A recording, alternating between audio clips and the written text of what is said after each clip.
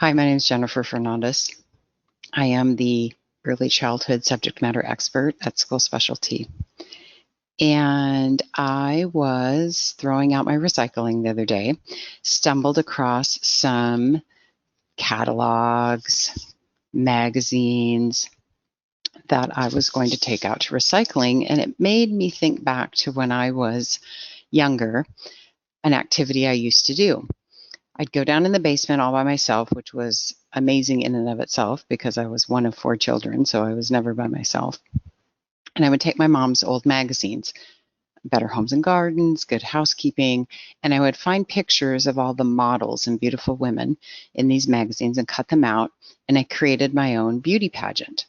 So I assigned each one of them a state of the United States, and I decided who was winning what prize and what talent they were going to do in the competition. And this kept me busy for hours. It made me think about magazines and catalogs that we normally would just throw away in recycling or have stacked up in a pile someplace at our house, and how that can become a learning tool for children. First of all, it made me reflect on what was I even doing when I was playing beauty pageant. Think about it. I was categorizing, which is a math skill. I was using language, even though I was probably just talking to myself. I was writing things down. I was learning geography. I had to know all 50 states of the United States in order to assign them to each of the contestants. I was probably using fine motor skills as I was tearing out or cutting out pictures, and I was being creative. I was using my imagination. All of these are skills that we want to develop in children. And then I started thinking about other uses for magazines, and I've used them in other ways as a teacher, as a tutor with children. So, one of the things that you can use magazines for or catalogs is to develop some language arts skills. Go on a letter hunt.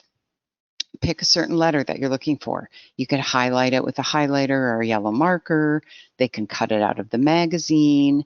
If you have sticky notes or little sticky arrows, you can mark them in the magazine or catalog. You can do this with other things besides letters. You can go on a word hunt. Maybe you have a child who's working on sight words. See how many sight words can you find on a page or in a magazine. Maybe your child is working on certain phonics skills, words that start with certain blends, words that have OU, words that have OO, and whatever it is that they're working on, that can be the word, the letter that you're hunting for in your magazine. And again, you can cut these out, you can highlight them. Something else you could do related to language arts is just cut some pictures out of the magazine and see, can you find some pictures that the word begins with the same sound, working on that alliteration skill. Can you find a picture that goes with each letter of the alphabet? Just beginning to have children be aware of sounds in words and the beginning sounds of words. Maybe you can find pictures that rhyme. That's another great phonological awareness skill. So, lots to do with language arts. What about math? Same thing, you can find numerals. That's a math skill, and you can do it in the same way that you did the letter hunt, but now you do a number hunt. Again, cutting pictures out and asking the child, how could we sort these? Which ones do you think go together and why? Getting children to start to think about categorizing things or classifying things. Maybe if it's a catalog, for example, or maybe you're even using like an ad that gets sent in the mail from your local grocery store and it has prices in it, cut some of those out and create a store. Give your child a budget. You have X amount of dollars to spend. Which items do you think you could buy? And then you're talking about money, you're talking about financial literacy, you are adding and subtracting as you're figuring out how far your money will go. So, some basic math skills that can happen. What about art? Well, the first thing that came to my mind was a collage.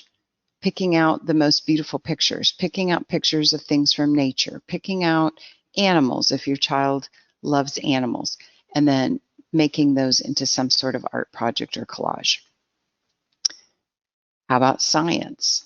Could we find pictures of healthy foods and non-healthy foods and classify those? Let's find pictures of things that are living and things that are non-living.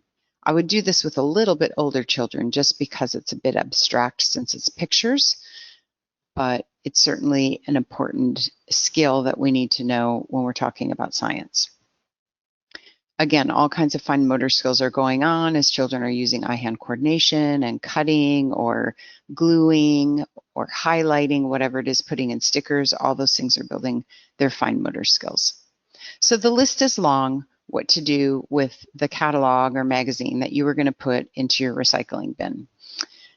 I've come up with a few ideas just off the top of my head, but I bet once you and your child start to brainstorm, or you and your students start to brainstorm, you're going to come up with lots of other ideas. And what's great about this is it's probably something you have on hand, and it's not going to cost you any money. Have fun. Hope these ideas are helpful to you.